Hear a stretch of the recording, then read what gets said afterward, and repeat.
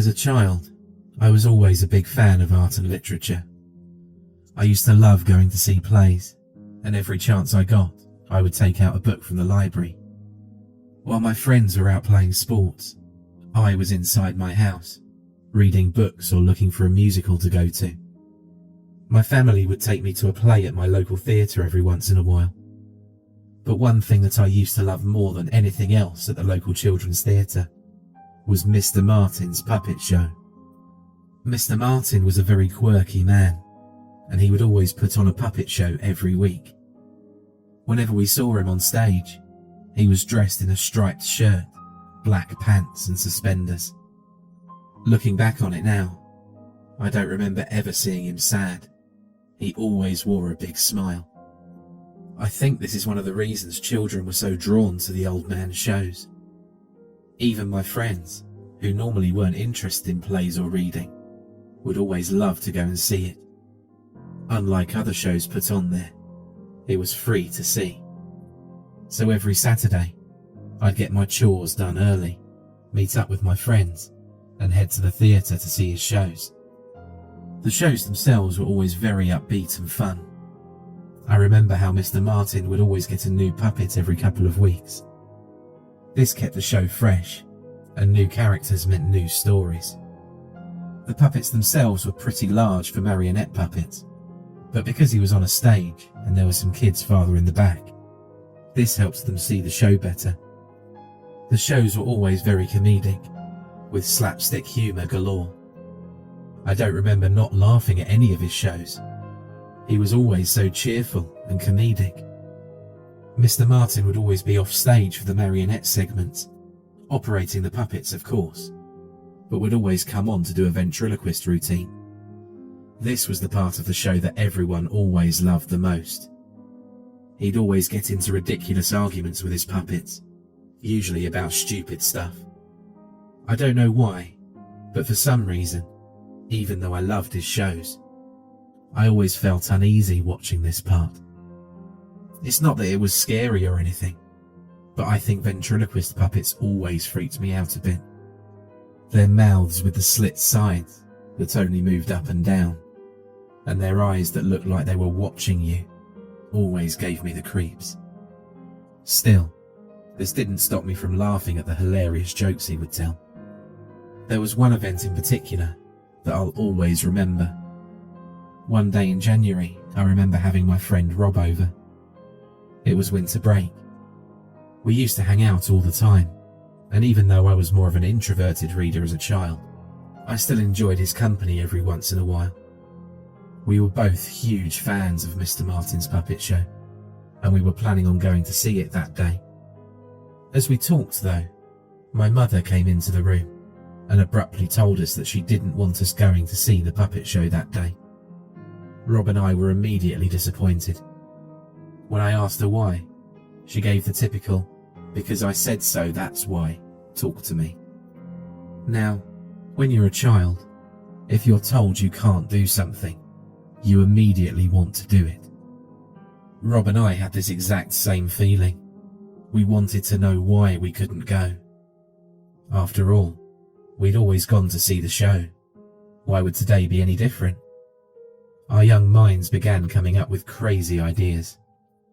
Maybe there was some secret that Mr. Martin would give away about how adults have the power to know everything, and our mum didn't want us to go for that reason. Thinking of these things only made us want to go and see the show even more. Unfortunately, under the ever-watchful eyes of my mother, we couldn't make it to the show.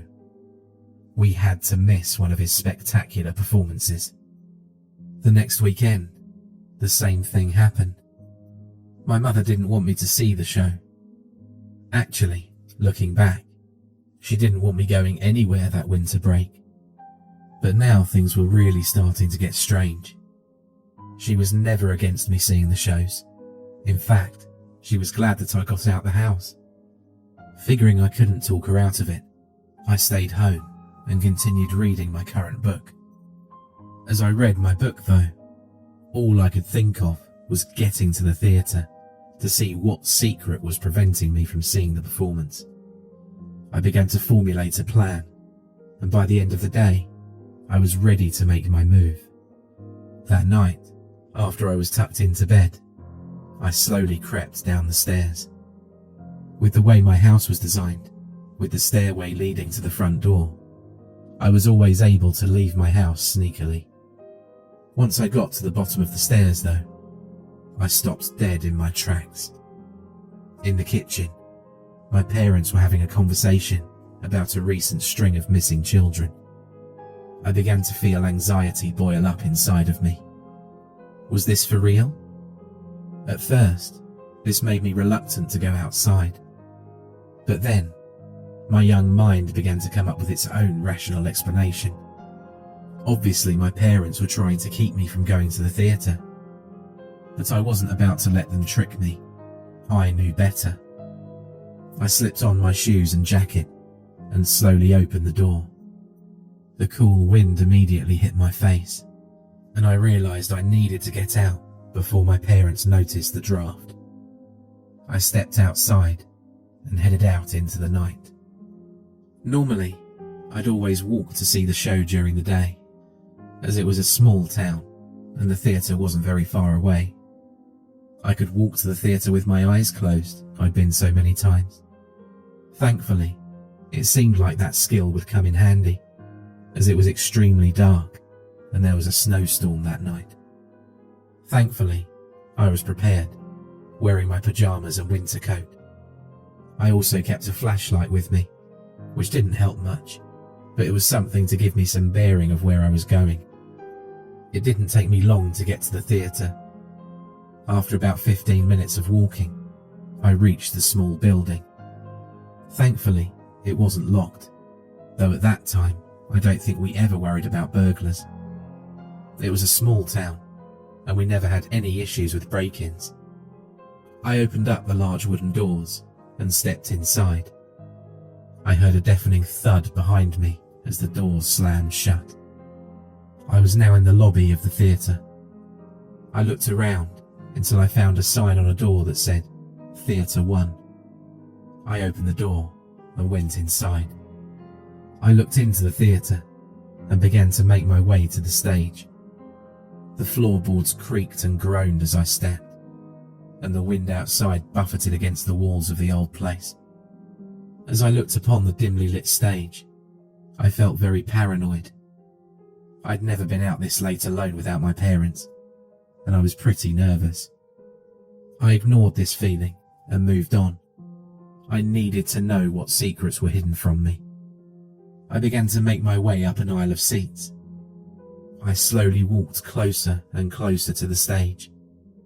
Every once in a while, I'd turn around out of paranoia to make sure no one was there. I quickened my pace to the stage, but it seemed like an eternity to get to it. It was almost pitch black, save for a few stage lights that gave the area a slight amount of ambient light. I looked up and around a bit. My mind was racing now. I had an urge to run, but now it was too late to turn back. I was alone in a dark theatre, and the silence only made the area seem creepier. Finally, I reached the stage. Right as I did, however, I heard the all too familiar thud of the theatre doors open. I froze dead in my tracks and soon began to panic. I needed to get onto the stage to hide. I was in the open here. I looked around and noticed that there was no stairs leading onto the stage from where I was. I desperately looked around for a way onto the stage, and soon I found a door that led backstage.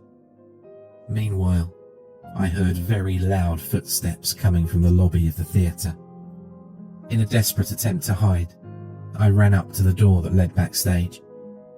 I turned the doorknob, but to my dismay it was locked. I looked around for another way backstage, but it seemed like the only way to get on stage was to climb up. I ran up and quickly tried to hoist myself. However, the height of it caused me to fall once I tried to lift my leg. I landed with a loud bang. Then, the footsteps in the lobby stopped. Whoever was here had heard me. I sat silently where I landed. The only noise I could hear was the soft buffeting of the wind against the theatre. Then the footsteps continued, and this time they were headed in my direction. I heard them getting closer to the door that led to Theatre 1, but I couldn't move. I was so shocked and terrified. I needed to get out of there, but my own body couldn't bring itself to move. Right as the footsteps reached the door, though, I came to my senses. I quickly stood up and made a run for the stage. The doors to the theatre were beginning to open now, but because of how heavy they were, it gave me some time to escape. I jumped at the stage and hoisted my whole body up, and quickly ran into the darkness that waited behind the curtains. Right as I got inside and was safe, the man had entered the theatre. I stayed silent. I needed to get out of here, but I wasn't about to leave without some kind of clue as to why my parents weren't letting me see the shows. I turned on my flashlight. I cursed myself when I did though, because as soon as I did, it made a loud click, which I was sure whoever was in the theatre would be able to hear. And I was right. Shortly after I turned on my flashlight, I heard the familiar voice of Mr. Martin call out, "Hello?" I stood where I was. As much as I wasn't afraid of the old man, something about the hello was rather sinister. Maybe it's because I was alone in a dark theatre at night, but no. There was definitely something evil in his voice that night, as if that hello really meant something dark. I looked around for a room backstage to hide. I opened the first door I could find and entered it. Right as I opened the door, I once again heard the voice of Mr. Martin. "Hello." I froze. This time it wasn't a question. It was a greeting, and it was much, much darker than the one before. He knew I was in that theatre now. There was no doubt about it. This time, it was much closer. He must have been halfway through the theatre. I quickly shut the door behind me and locked it. I then examined the room I was in. Of all the rooms I could have chosen, I'd chosen the puppet room. I looked around at the many lifeless faces staring at me. Each one of the marionettes hung from the ceiling by their strings. These wooden corpses swayed back and forth. Their glassy, empty eyes stared at me. Each one had a large grin, as if they were laughing at my situation. From afar, these puppets didn't bother me, but in a room lit only by an old flashlight, right next to them, they suddenly became far more menacing. I silently made my way to the back of the room, down the long corridor of puppets. I never realised how many puppets Mr. Martin had, and I wondered where he even got them from. My thoughts were abruptly ended as I once again heard a voice call out, "Hello." He was at the door of the puppet room. My heart raced faster as I desperately looked for a place to hide. He slowly began to open the door, and I jumped into the back of the room, where I was hidden by a large group of puppets hanging from the ceiling. Just as I did, he entered the room. His face seemed off for some reason. Granted, he was smiling, but it wasn't a cheerful smile. No, something in his face gave me the premonition that he wanted to kill me. "You're mine now." I almost screamed as I heard him whisper those words in the dark. I jumped back farther into the mass of puppets I was hiding in. I watched as the usually cheerful Mr. Martin began to become more and more sinister as he began to do something I couldn't quite comprehend. He started to talk to the puppets, each and every one of them. He made his way towards the back room, stopping only to talk to one of the puppets. "Hello, Timothy. Do you know where the little boy is?" I half expected a reply from the puppet, but rationally, it didn't respond. There was something else off about what he was doing, but I couldn't quite put my finger on it. He was halfway through the room, again, continuously talking with each puppet individually. Each time, though, the question was the same. "Hello, Daniel. Do you know where the little boy is?" "Hello, Annie. Do you know where the little boy is?" He must have been taunting me. I know he was. He knew where I was. He just wanted to inflict terror into me before he did whatever he was going to do to me. He kept getting closer to me, still asking that question that began to seem more and more horrific as he slowly progressed towards me. "Hello, Mary. Do you know where the little boy is?" Then I realised what was so off about what he was saying. He wasn't calling the puppets by their real names. The one he called Mary was always Mrs. Abernathy, the librarian. The one he called Timothy was Officer John. Were the names he was calling them now some kind of strange human names he gave to them? It just didn't add up. "Hello, little boy. Do you know who my puppets are?" This time, he was staring right at me. Did he know I was here? Or was he just trying to draw me out? I wouldn't let this get to me. I needed to stay hidden. I wasn't going to fall for his trick. "Hello, little boy. Do you know who my puppets are?" What the hell did he even mean by that? I knew he was taunting me, but it seemed like he was asking a serious question. I stayed dead silent now. I couldn't let him hear me. My life depended on it. This psychopath was going to kill me if he found me. I knew it. I just needed to wait for him to leave. "Hello, little boy. Do you know who my puppets are?" Once again, he asked this question. But as he did, he slowly began to back away. I sighed with relief as he turned towards the door. He was leaving. I was alive. I wanted to jump for joy, but I knew I had to wait. He could easily be tricking me into leaving my hiding spot. I waited as he turned towards the door and began to leave. Right as he did, though, he turned around and once again spoke. "Little boy, my puppets are your friends." I didn't know what he meant by that statement, and I didn't care. I just needed to get out. I waited as I heard the doors to the theatre slam shut with a thud. He was gone, and I was getting out of there. I bolted out of the door of the puppet room and ran to the door of the theatre. I ran through the darkness and the blinding snowstorm and snuck back into my house. My parents were asleep and thankfully hadn't noticed I'd left. I went into my room and got into bed. I didn't sleep at all that night. After that night, I never went back to see Mr. Martin's puppet shows.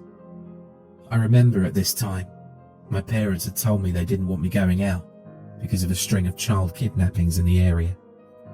I was a little unnerved by this, but I didn't care. I never wanted to see Mr. Martin again. My life went on as normal. One day, however, my parents sat me down at the kitchen table for a very serious talk. Figuring they were ready to give me the birds and bees talk, which I already knew far too much about from my friends, I was prepared for an awkward conversation. Instead, they looked at me with very sad looks in their eyes and gave me terrible news. "Your friend Rob went missing the other night. Everyone in town has been trying their best to find him, but by now we're sure he's just another victim of the kidnappings." I took a moment to let all of this sink in, and then began to bawl my eyes out. My parents both hugged me, which didn't really help. At this point, mixed with all the things that happened to me recently, my life was getting really strange. After this event, I only remember some minor details. I remember how more and more children in the town, including some of my friends, went missing. I remember how police had arrested Mr. Martin as a suspect to the kidnappings, I remember them dragging out several puppets from the theatre. I remember how one of them looked a lot like Rob.